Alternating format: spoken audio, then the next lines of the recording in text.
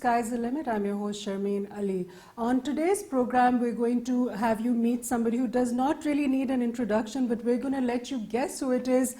He is a star of a very, very famous drama series in Pakistan in 1998. And this drama captured the hearts of millions of Pakistanis, and today it still serves as a source of inspiration for many young army officers in Pakistan. Let's have a look at the drama and then we'll talk about our guest. So what you saw there was a clip of the drama series Alpha Bravo Charlie, and like I said, this was an iconic drama series of that time, and the hero of that series, there were three of them, but the main hero is with us today, who played Captain Gulsher. His name is Colonel Qasim Shah, and I'm very proud to introduce him to you today on our program. Thank you so much, Colonel Qasim Shah, for joining us on our program today. Thank you so much, and Assalamu alaikum everybody. So let me start by saying you inspired so many people in that drama series. Let's talk a little bit about Alpha Bravo Charlie first. The purpose of creating this series, I'd like to get into that because it goes into the real life sort of depiction of the lives of young army officers. It's very true to life as well.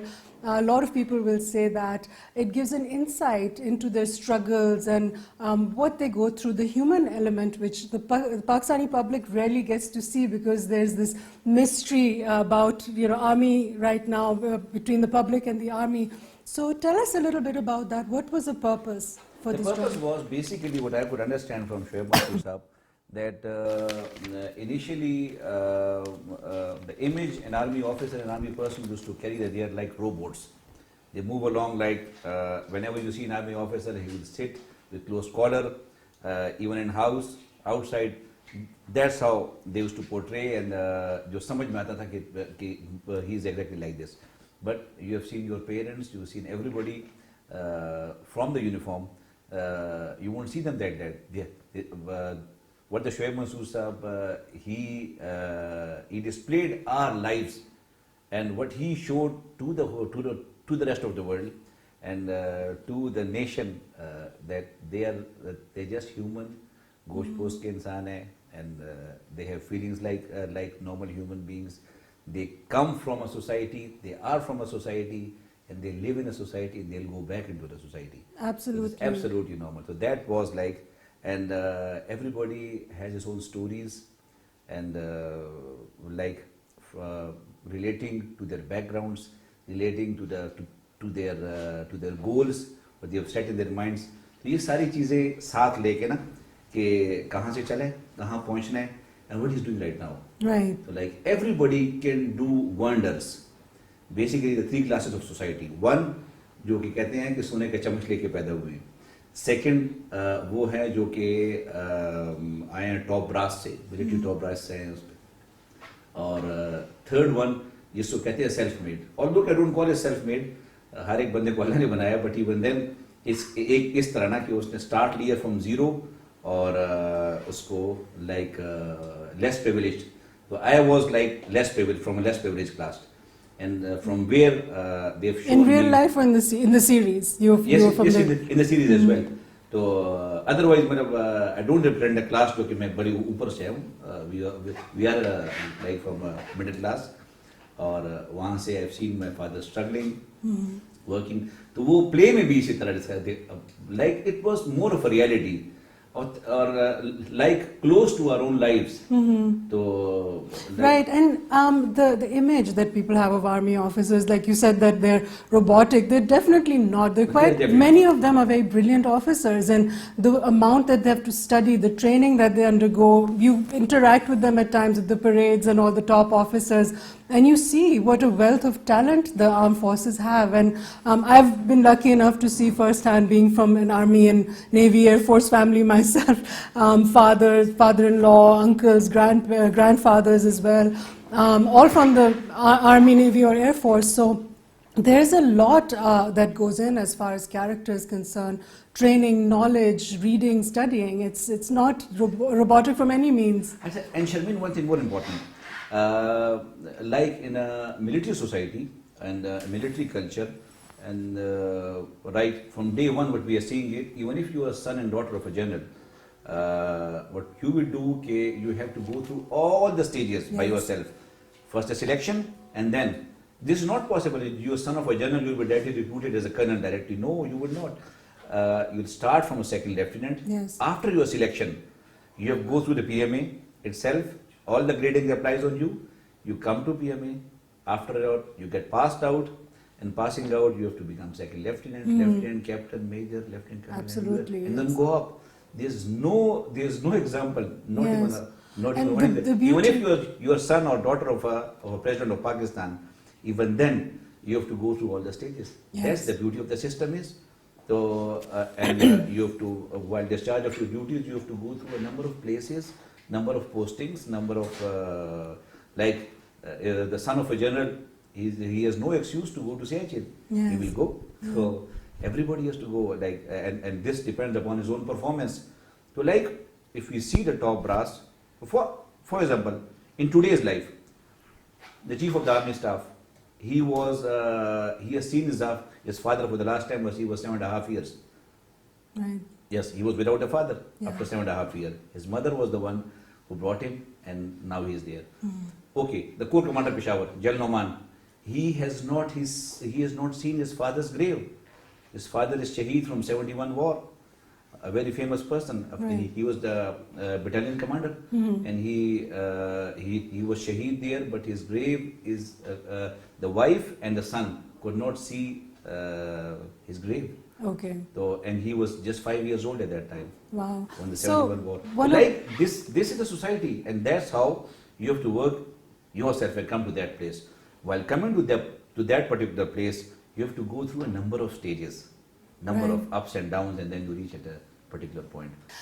So, Colonel Qasim, let's now begin about, let's talk about the drama itself. Okay, there was a part one, which was Sunere Din, which was also directed by Shoaib Mansoor Saab, and you were in that as well. And the second part was Alpha Bravo Charlie. So tell us a bit about how did you get involved in these dramas, being in the army yourself, how were you selected? I was totally a shy person, never thought of facing the camera. Anyways, it could be anybody but not me. So that was, I was on restrictions, that means punishment in PMA, and the whole course was on leave. I was there, and suddenly Shoaib Saab, it's a long story, I got selected, but Shoaib Saab came to PMA, and my term commander, then my company commander as well, he introduced me to him, that he is the one who will guide you about the PMA, he will be briefing you, and I was conducting him as a matter of fact. And the conducting GC, normally we call him.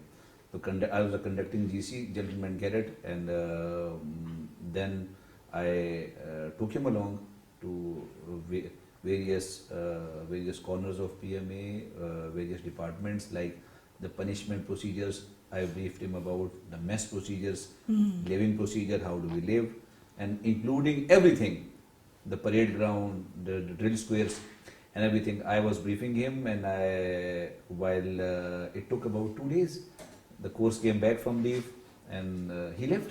I never asked him that what he's up to. Is he making a movie? Is he writing some column? He's writing a book. What he's doing? After 3 months, I received a message that I am required at the battalion commander's office. I went to our battalion commander office and to our adjutant office.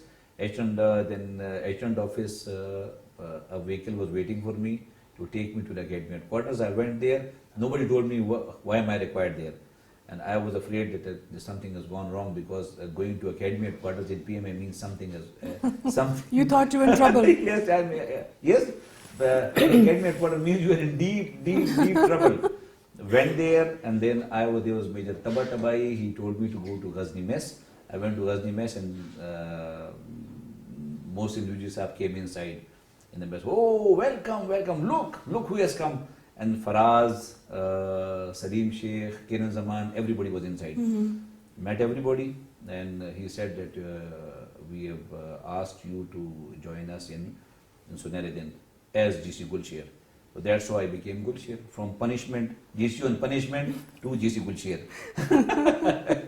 So like my punishment proved as a blessing in disguise for me. Right. मैं ये कह सकता हूँ. Okay, so now tell me this, being an officer already in the army, you were already in the army, and now you had to be on the screen. How did that feel? And were you confident? Were you shy? Did you feel afraid? This is the first time you're going to be, you know, seen all over the country. How was that experience?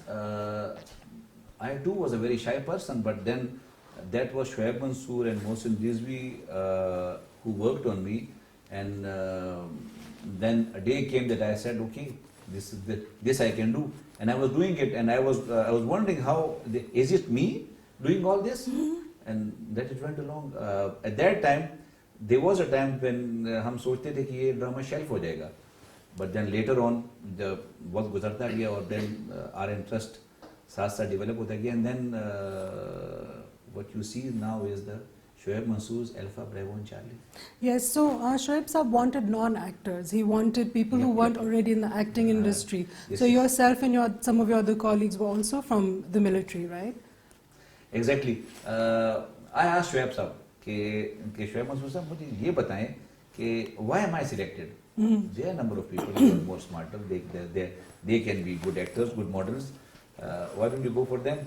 His reply was that I am in the habit of testing my own self, and I pitch a challenge to my own self that I can convert this gentleman into a hero.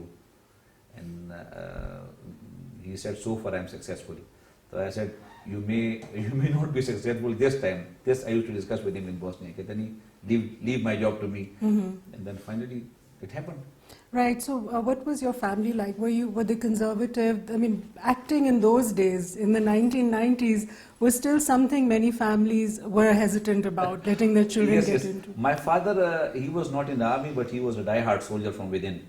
On his funeral, a general officer, he came to our home for dua, and you know what he told me? He said that your father, he wrote me a letter that, look, I didn't send him to become an actor. I wanted him to join the military, to join the ranks of military, and he should be wearing uniform, not as an actor. So okay. Discourage him. Kehte, no, once I saw you, I said I cannot discourage him. He's going on the right track. So he told me after, once he passed away. So, but my father was a motivation for me in every walk of life. What I'll do, everybody can say that, but I can say it with my with strength that what all I am, maybe I am following my father's dream. Right. It could be. Right, that's very interesting because usually you see a lot of restrictions on army officers, that their lives are very sort of private and very official and all, and then to see them being thrown into sort of the showbiz industry is completely opposite to what they do in their duties. Yes, that was there. Whenever I come across people, they are at times they wonder that how could I be on the screen being in uniform. But then it was ISPR's project. Right, exactly. And ISPR or the military, they give orders, not give options. I was given an order to be in the drama, and then the time proved that they were right. Right. So now your role in the drama as Captain Gulsher, were you single at that time? Were you married? The scenes where there was a bit of romance going on, and then you got the heroine also, and everything. How did your family feel about that? I was a cadet at that time, and then during Alpha Bravo Charlie, I was not married. After I think during last episodes, I got married. Like we all. The Shehnaz got married, I think, on the last episode. I was and Faraz was to follow. Abdullah was first to marry. I followed him, and then Faraz, on the last episode, a day before last episode, Shehnaz was married too. So that's how we got married. During Abdullah's Kashif was having a child. Before the recording time, and we got married during the same time. It was on air for the first time. And mind you, that a wonderful thing is that I was saying it to the team before I was here that PTV World The first drama aired by PTV World was Alpha Bravo Charlie. So I have the honor. Wow, that's And I'm facing the wonderful. PTV World camera Right. again now. Yes, we're honored to have you here again, you know, in one-on-one. Now, out of your co-stars, how many of them, one of the other ones, Abdullah, was also in the army. How Yes, many, yes, did he yes, yes. stay on in the army like No, you no, no, did? no. Abdullah, he developed some medical problems and then he opted for board out, for medical board out. He left army during Alpha Bravo Charlie. He left army and he's well settled abroad. Faraz, he was a banker at that time. He was doing MBA from Lahore. And after the play, he left for Dubai. And now he's well settled, alhamdulillah, in Canada. Shahnaz got married to America and she's there. And I am still in the army. Kashif was my coursemate. So, like, that's what it is. Okay, so you all are still in touch and you're friends still Yes, after yes, all yes, those yes. years? Faraz is like, last night I was talking to Faraz. And, yeah, and a wonderful thing that me and Faraz, we have a plan to work for the media industry of Pakistan, and what we are doing is we are providing a platform which we'll be announcing in coming days for the media team. Media team includes the anchors, the actors, camera team, and behind the screens who all are working for them for opportunities across the globe. So we are working, and inshallah that will be a great thing to happen in Pakistan. So, Inshallah. like, but me and Faraz, we are working on that, and we'll be announcing it on our YouTubes and social media, Right. maybe on TV as well. Right.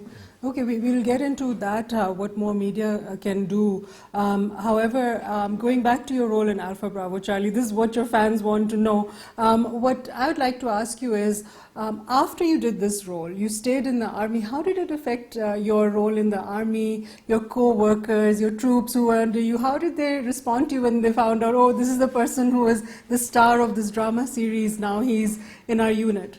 Yes, yes, yes. Now, you reminded me of something very, very strange. I was on Ganda Singh border. Like Wagah border, we have another border which have the flag hosting ceremony on Ganda Singh, that is across Kasur. I went there in civil dress, not in uniform, sitting on the front row. And in Ganda Singh border, at Wagah, you don't see people from India. But on Ganda Singh border, there's one line that is the border. And with 10 meters distance, we are sitting, and 10 meters distance, the other people are sitting. And the drill is in between. Okay. Just on line with no fence between Right, both just of us. face to face. Yes, yes, just face to face. And they recognized me, and mostly they were from Sikh community. Okay. And they started. People from the Indian side recognized People you. from the Indian side, Okay. they recognized me, and mostly they were Sikhs at that time. I don't know how the majority of them were Sikhs on that day. And everybody started saying Shahnaz, Shahnaz, Shahnaz. So our ranger people, they got flared up, and rather our people and BSF guards, they tried to ask them, we keep quiet, keep quiet.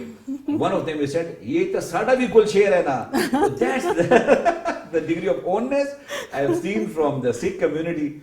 I'll say Sat Sri Akal to them as well. Right.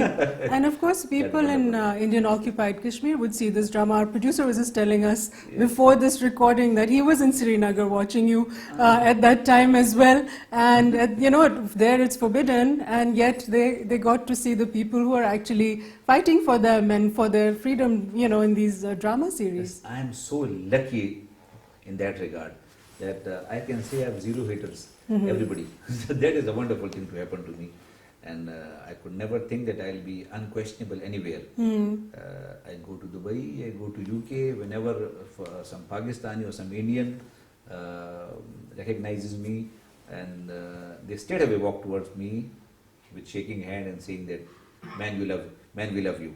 So that is a wonderful thing, and the respect which I have gained from this play, can't explain.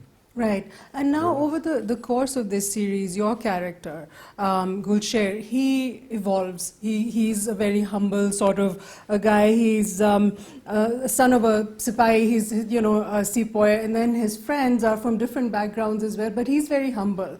But at the end of the day, due to his humbleness and his honorable character, he gets the heroine also. And there's a bit of comedy there as well, where he's scared he'll get fired because he's talking to a general's daughter on the phone and being funny. And then at the end also, he ends up in Bosnia and getting martyred as well. Out of all these phases of his role, which do you identify with the most? How did it affect you being in the army, and how do you relate to Gulsher himself? Well, every stages of mine that was aired in ABC, every stage was wonderful. I enjoyed every bit of it. Especially once I was receiving the phone call, started from there, and then standing and waiting for the General Sahib to come in the park, and then getting married, going to Bosnia, spending time there, remembering my family, remembering my family, missing them, and that was, everything was like related to my own life, and I was like, okay, this must be the story of everybody. The maximum out of us, how the people from Pakistan, people from the armed forces, going abroad, missing their family, looking back, like to me it was all reality. Like at any stage, to me it was like more of a reality than a drama. Every scene of it, every bit of it. Right. Like, Really. it was someone's story. It was someone's story, at least. That's what I used to think about it. Absolutely, because these are real life things that happen in people's lives, and Yes, they've yes, just yes. put them in these characters. That's the beauty of it. What was the most memorable part of the drama for you, where you had to act? What stood out the most? The memorable part. Okay, the memorable part was that I was sitting in a BTR, and suddenly the actual the scene on which I'm coming in a jeep, park the jeep, and suddenly the firing starts. The artillery shelling starts at that particular area in Bosnia, and that actually started. Oh. Because we were there, actual shelling started. Really? And hats off to Shoaib Mansoor Sahab. He kept standing with the camera. He was doing the camera work by himself. The cameraman, by that time he had left for Pakistan. He was all alone doing the camera work, direction and everything by himself, including the lights. So he kept standing because he was wearing a white t-shirt that was visible from across the border. So the people from Serbia, they used to take us as enemies, and they've announced it. So they started shelling, and the mortar shells, it landed just, I think, 200 yards away from us. And I was sitting in a bunker, a bit safe, but he was standing right in open. Wow. So I had to drag him inside. They come, Shoaib, just jump inside. Because So, you had your training, he didn't. Yes, he was so vulnerable. And nice of him, he understood everything, but he was so professional that despite shelling, he was trying to record it, that this is actual shelling going on. This is not fireworks, actual shelling. So Wow. then we have to make him understand, and then he jumped inside, and that was a wonderful day for us. We all escaped, alhamdulillah, everybody, but that was the actual shelling Wow. we faced during recording. Okay. So many, and another thing, if I start narrating the stories behind the screens, behind the scenes, I think that it will take 2-3 days. Every scene had a story behind, because the scene Please used go to take ahead. two- We'd like to hear some of them. I'm sure our viewers would love to know what was Okay. happening behind the scenes. Just few of it. The day, there's so many of them. Going to a village where that Sandra's boyfriend was there. We went there and saw their family. He was without a limb. He had his own stories, that how he lost his limb. He was sitting and having coffee with somewhere amongst his friends. Suddenly a blast, and after a blast he saw him without his own limb. A number of scenes, things were happening. These are real life actual Yes. stories. The fall of Sarbanisha, I've seen myself. We were standing there, people were coming, stories of brutality, like the humanitarian, international humanitarian laws, but they were just ignored. People were killed, barbarism, and that we have seen overnight. But the mandate of the UN was that you have to keep watching and facilitate the convoys to pass through, and that is all. They were not given a mandate to stop it, and they could not stop it. But whatever in that limited mandate that Pakistani troops had, they have performed their duties, living within their own mandate given by the United Nations. But it was actually quite horrific, Yes, the yes. situation. But like it's a long story because it took about 3 years, not at a stretch, but we used to come for 2 months and then go back to our units. Then for a month we used to come back. That's how at one of the scene where I was to be arrested by the Bosnian people. But they were actually the people who were from Bosnia. They got him. I was sitting like this, and he was told to. They used to roam around with weapons. That was the normal culture. So he was. They hired him, and they asked him to come and for a recording. The camera was on. He was told to stand here. And the interpreter was not available on that particular day. So the people would make him understand, our Sipai, man, what you have to do. The Sipais and our soldiers, they could speak bit of a Bosnian. So he asked him, okay, look, come and stand here and hold your rifle pointing towards me, right on my head. So one was standing here, the other was standing here. And while they were doing that, I said, okay, let me check their weapons, because we normally check before pointing a weapon to someone. We should ensure that there should be no rounds in it. Yeah. The weapon should not be loaded. He was resistant in that. He showed resistance in handing him over his weapon. He was like very astonished. Why I should show you? Why should I show my weapon to him, to me? But I insisted I want to see his weapon. So once I saw his weapon, the bullet was in the chamber. Oh my God. In the one and the other's weapon as well. Wow. Lately I came to know that they said, okay, he is a Serbian, because I used to look like Serbian. He is a Serbian and we have to kill him and they have to make movie. They wanted to kill me. He thought I'm like I'm an the execution enemy. video Yes, type. yes, Oh yes. my They said we came here to kill him, and like you have to make movie that if you ever killed an enemy. So they just didn't understand Yes, this yes, was yes, a Pakistani yes. drama and not real life killing Yes, of a yes, yes. Serbian. Oh my God. That was common there. Like once the country is at war, something like the mentality of the people, they always like this. How did you stop them from actually doing something, or Lately using their weapon? they became my friends. Lately, we used to sit together and have coffee together, but he told me, said, we were not knowing it. Once the interpreter came, the Sandra came, she told us, if you look, once you were checking their weapons, he was very astonished. And how come, and the man from enemy's army, he will be given this right to check our weapons. Why is he removing the rounds? How are they going to kill me? Oh my goodness, so it's That, a very real sort yes, of conflict situation, very raw Exactly, sort of Because you were working at such environment. at a troublesome border, so such like things happens like safeguard and safeguard steps, precautions, they all must be taken before asking someone to shoot to shoot a scene. Yes. So that was very important. That's really and thank interesting. God I escaped. Yes, exactly, because that was going to be my next question from you. What was your impression of Bosnia when you were there? The experience overall, other than the filming itself of the drama, what was your impression being there right in the middle of the conflict zone and just spending so much time there over the course of 3 years? Mostar, the first city we entered from Croatia towards Bosnia, we passed from Mostar. There were houses, one house was known as a house with 1,000,000 bullets. So they used to spray bullet on the houses and kill people, thousands of people, thousands of Muslims, they were killed on it was like the country was subjected to ethnic crisis with one factor or the other. But lately the result was thousands of people, they were killed, slaughtered, and stories vanished with them. But a lot to be told to the world. That's what all has happened at the place known as the face of the earth. They call Europe as one of the safest area of the world, but that's what happened right in Europe. People were getting killed. Nobody was realizing it. They kept waiting for more people to get killed, and then the NATO came in, and then the Serbians was there. They were forced to withdraw.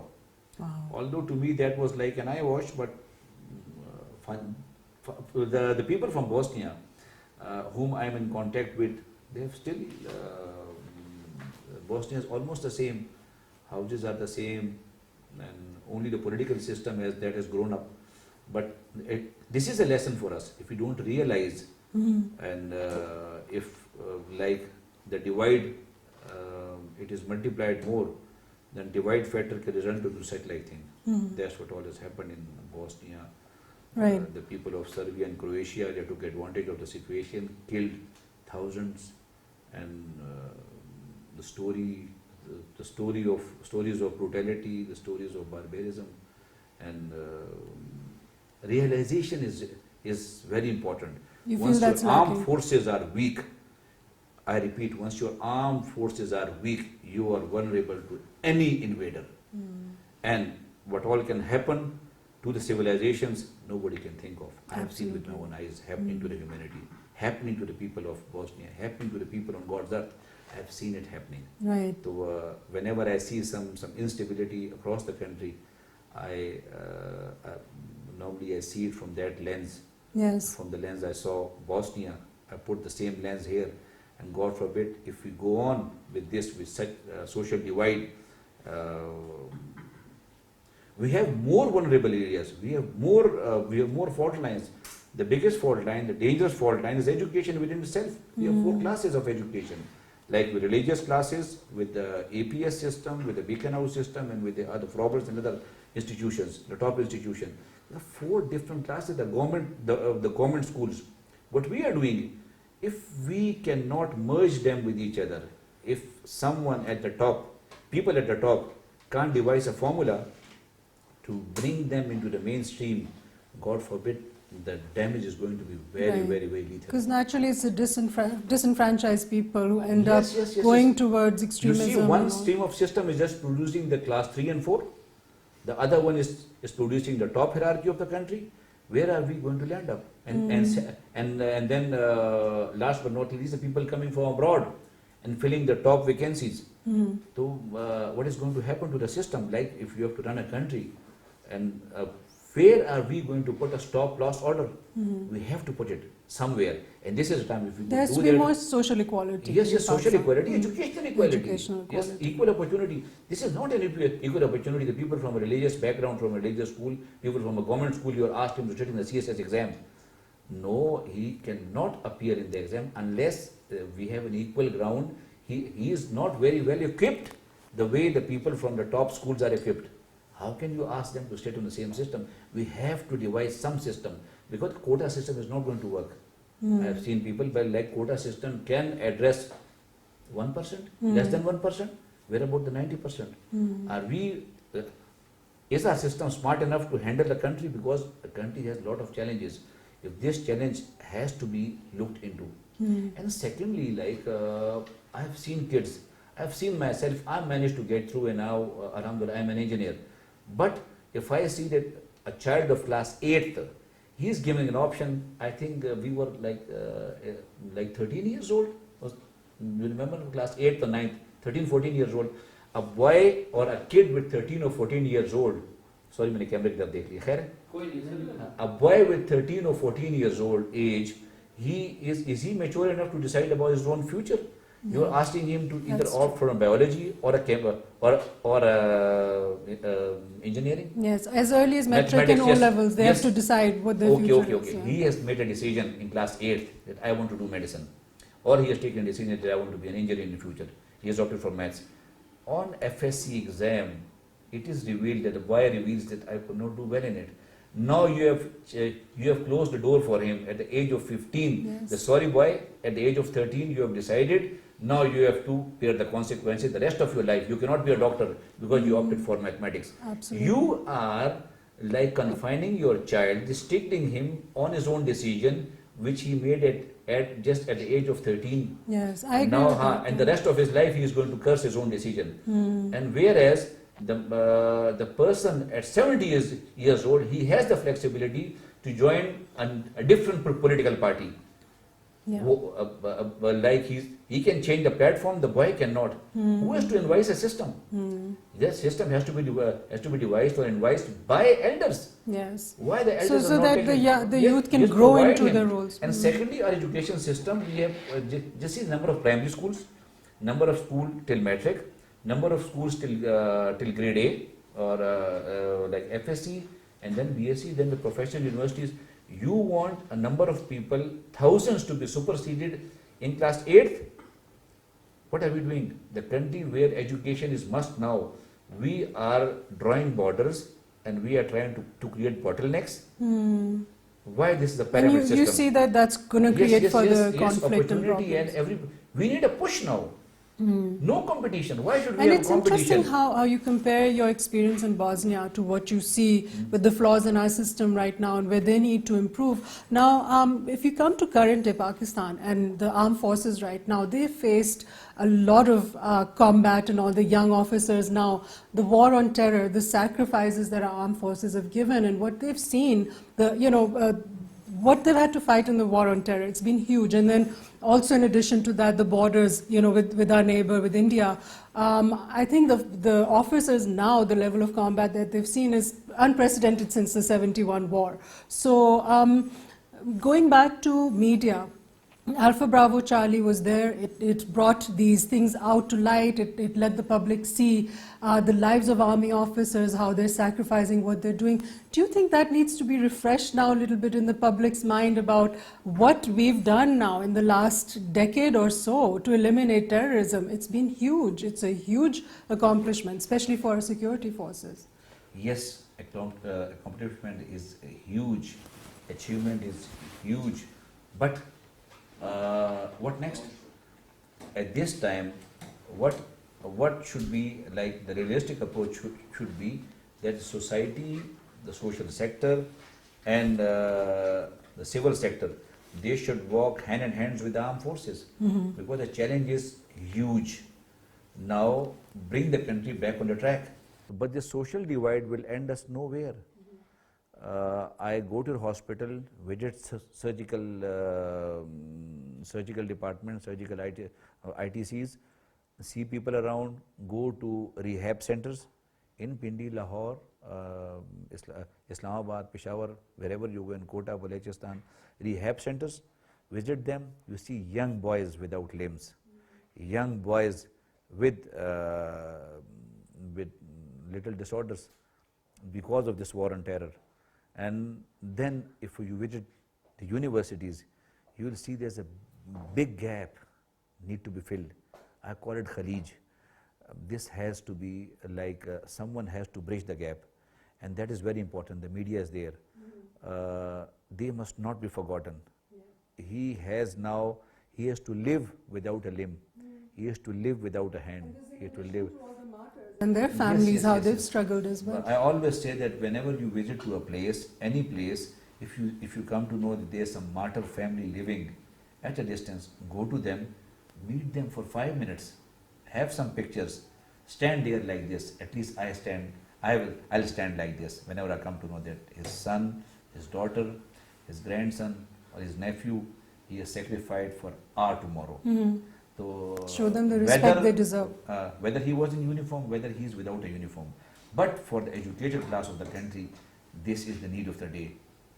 Show some solidarity with them. The country is showing, because lately I was telling you, like a week before, I received a phone call from one of a Shaheed family. Someone was harassing them. I immediately dialed phone number of a police officer known to me. He was sitting with another police officer, and the response which I got was very energetic. That was an electric response.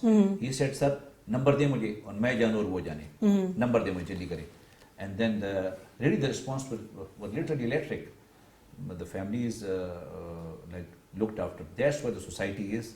That's what our approach towards our families, towards the people who sacrifice for our tomorrow, towards their family. What need of the day is that we all must not forget them. So, Colonel Qasim, now we've talked about the education divide. Now, you yourself, you were saying you come from sort of a simple family background. Tell us a little bit about that also. Where did you get educated before you joined the Pakistan Military Academy? Yes, I studied in Peshawar, Risalpur and Kheoda, Salt Mines Kheoda. I studied there, my primary from Kheoda, then came to Peshawar and Risalpur. first year I did from Islamabad, then went back to Peshawar, and then finally into the military academy. Were you Kafur. from an armed forces background No, yourself? no, no, no. My father, he was in salt mines, Kyoda, Okay. and then lately he was in Afghan refugees, and after Afghan refugees he was retired. The rest of his life he was in Peshawar, and then I was associated with NUST, did my engineering from there, telecom engineering, and did few of the courses from abroad by virtue of being from the armed forces and different institutions. To like, I am blessed in that regard. Studied from KP, then from Punjab, then in Islamabad, then in NUST. Like, we move around. A lot of all different over. Yes, experiences, different experiences. diverse places to live I've in lost as many well. friends. I've lost many friends due to my education. Right. And tell me one thing, I'd like to know, how has stardom affected your life? How has it affected you becoming so famous at such a young age with your whole future ahead of you? Yes, yes, yes. In a At career time it that's not matters. acting, you were still in the army. At time it matters a lot. Like it happens, a number of things happens to you because of this. Like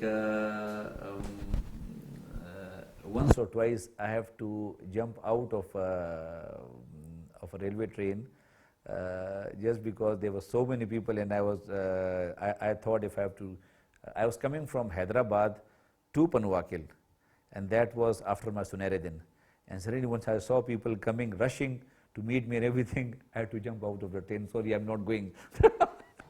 Because I have to go for 6-7 hours, and this will be too much for me now. That's what happened to me, but I enjoy it. At large, I enjoy it. Whenever I come, whenever I go to any function, even now, and the whispers, it travels. Gulsher, Gulsher, Gulsher. Look, wo aa gaya, look, wo aa gaya. Zinda hai, zinda hai, zinda hai. Gulsher, zinda hai. Look, where is he?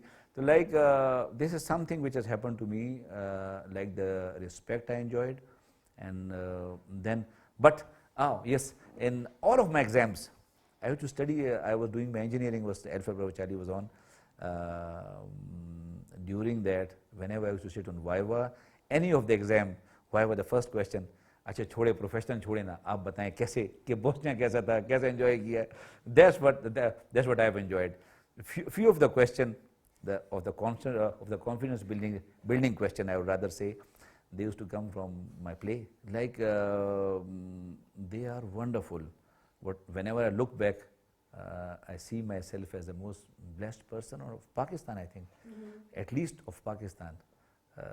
Whenever I used to go for some airline ticket, I used to get the priority. Going to PIA, they would upgrade me. Going to some hotel, they would upgrade me. So such like things I enjoy even now.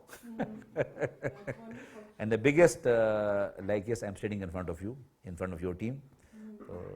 Isn't it something great? Yes, absolutely, and we're very happy that you're here also. So now, what can we expect from Captain Gulsher, Colonel Qasim going forward? Will we see you on the screen again? Do you have any future plans to be on television again? Yes, yes, yes.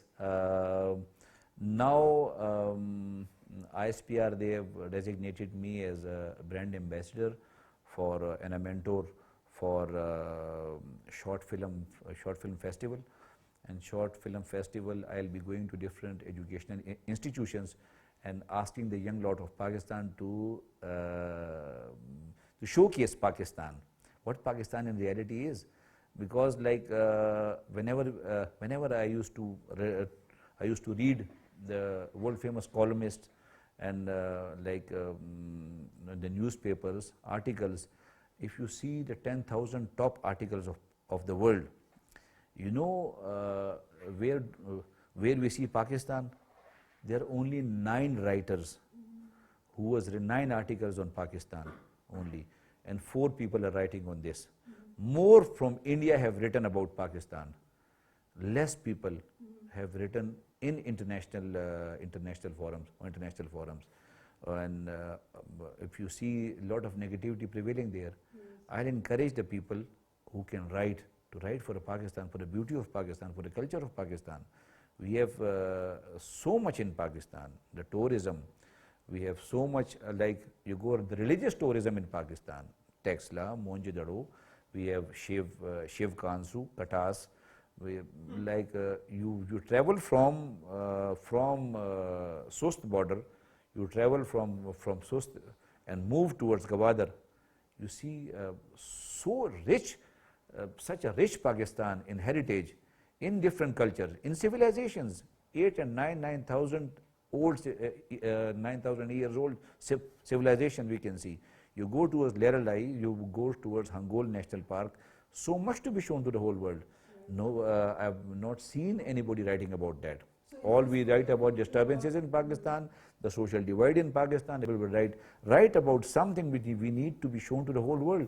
You see people writing about India, the people of India writing about India. They'll say about different festivals. They'll write about this is the water, the water course following from this place. Ours are different cultures. So much to be written. What message would you like to give and how would you like to inspire them further? Never think of leaving Pakistan because we have less opportunities.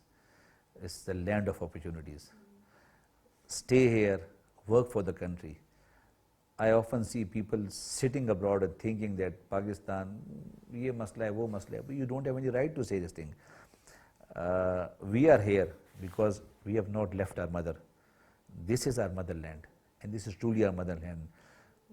Whenever you go outside, you see people from different countries. They have plans to shift their whole family there.